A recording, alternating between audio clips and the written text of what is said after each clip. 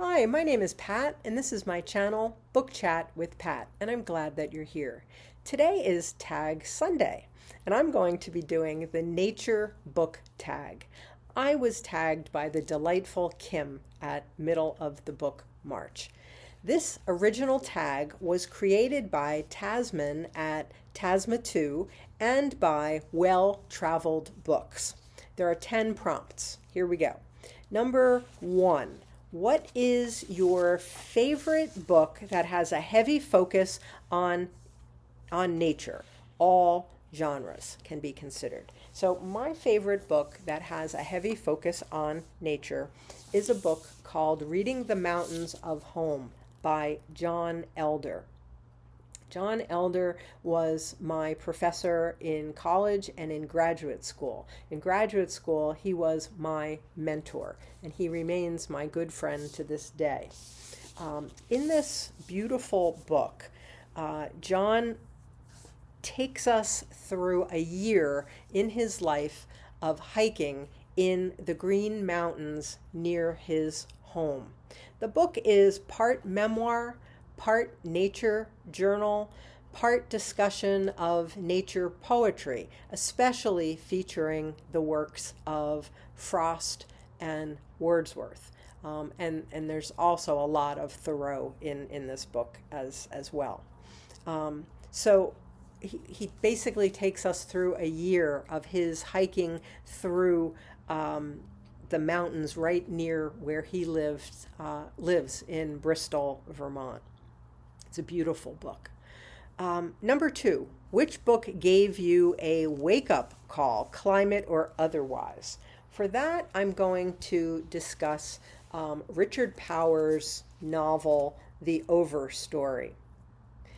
In this novel, Powers follows 9 characters whose lives are utterly altered by their experiences with trees. I think that the book was originally inspired by a real life story, by the life story of a forest ecologist, Suzanne Simrad. But it's basically a novel that asks us to look at the destruction of forests in the country. Number 3, your favorite book cover that features nature. There are so many beautiful book covers nowadays that are just really works of art. The books that I want to talk about these are old book covers, but they do feature nature, and they're books that are near and dear to my heart. The first is Zora Neale Hurston's Their Eyes Were Watching God. I've seen many, many different versions of this novel. And this is a novel that was written during the Harlem Renaissance. But the many different versions of this that I've seen, it almost always includes the main character, Janie, and a pear tree. The pear tree is she has a major event in her life, a major awakening, while lying in the grass under this pear tree. And the tree recurs as a symbol of possibility and love, and communion with the natural world and communion with another person throughout the novel. And the other one that I wanted to show is a book that I've had for over 40 years, and that is the collected poems, complete and unabridged, of Robert Frost. And this complete works of Frost,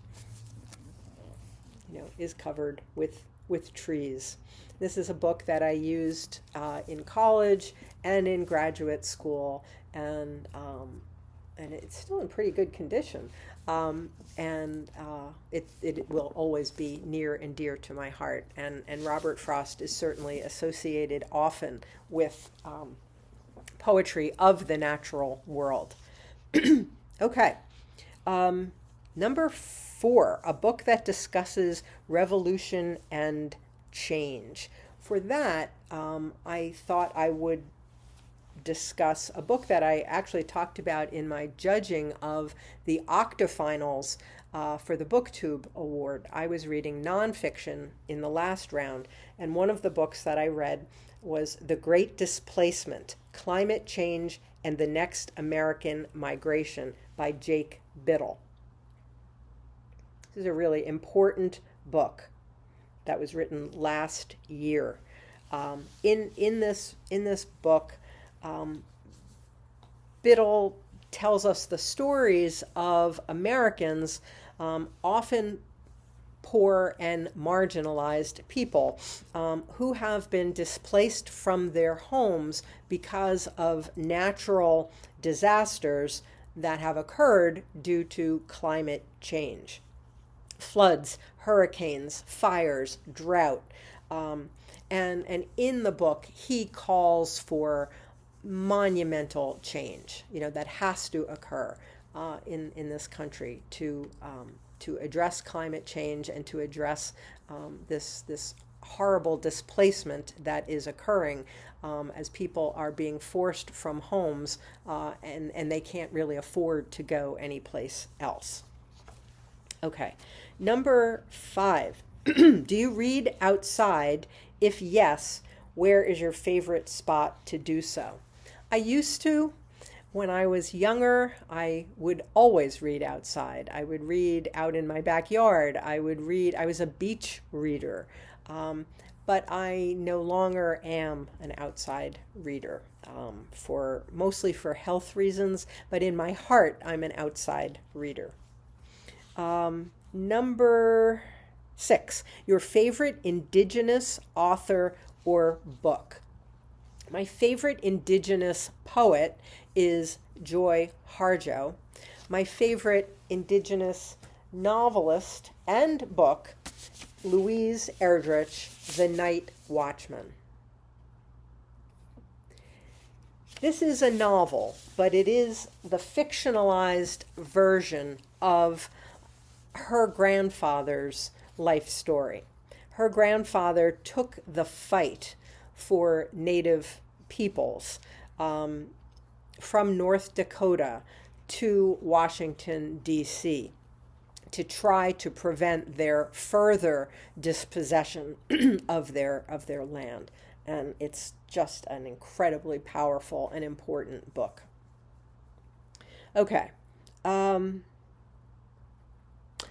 another book about Indigenous, speaking about my mentor, John Elder, he also edited this book, Family of Earth and Sky, Indigenous Tales of Nature from Around the World. This is just a beautiful collection of many, many Indigenous writers from, really from all over the world. These are not just American Indigenous writers. Okay. All right, number 7, a book that takes place outside or features nature as a character. For example, an animal or a tree. That would be Shelby Van Pelt's novel, Remarkably Bright Creatures, which I read last year. This is a novel that features as a main character and one of the narrators an octopus. I was skeptical going into this.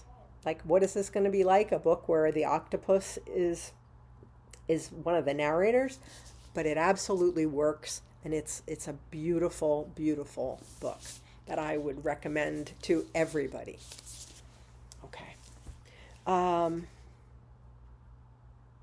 Number 8. Which book genres do you associate with each of the 4 elements? Air, earth, fire, and water. So I just wrote down what came to my mind right off the top of my head. With air, I associate poetry. So I think of the spirit. Water, fiction.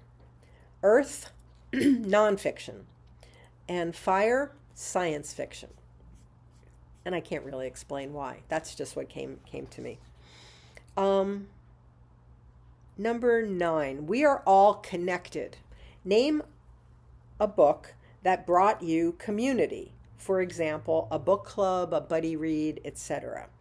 Or made you think about community. So, excuse me. One of the reasons I can't read outside anymore is because of allergies. Okay. That would be The Night Ship by Jess Kidd. And the reason I say this is because I started a new book club with many dear friends and former colleagues and a lot of other retired teachers. And the first book that we read together was Jess Kidd's The Night Ship. So that was the book that brought us together. And I was nervous about bringing this group of people together for the first time, and it just went over really, really well. And we had great discussions about the book. Everybody felt really good about being back together again. And it just showed great promise and hope for the future. And the club has continued to function, and it's become a really important part of all of the members' lives. So that's a book that makes me think of community. Okay, number 10. Have you ever participated in Climathon, and are you planning to? Well, I didn't know what that was. I had never heard of that. So I went to one of the videos of Well-Traveled Books, who is one of the creators of this tag, and I found out that she and Tasmin, the other creator of this tag, have also created Climathon. And there's a year-long event going on where and I need to find out more about it, but where people are being encouraged to read books about the natural world and the climate and our relationship to the natural world. And so I didn't know anything about it before. I have not participated in it, but I certainly will now. Okay, and that's it. So now I'm just supposed to tag some people. So I am tagging Renee at Beyond Books. I am tagging Ellen at Ellen Made Book Club. I'm tagging James at Quaint and Curious Volumes. I'm tagging Farah at Bookstalgic. I'm tagging Lindy at Lindy's Magpie Reads. And I'm tagging Gavin at Genre Books. And that completes the nature book tag for Tag Sunday. So as always, I thank you for watching. I hope that you're doing well. I'll speak with you again soon. Take care.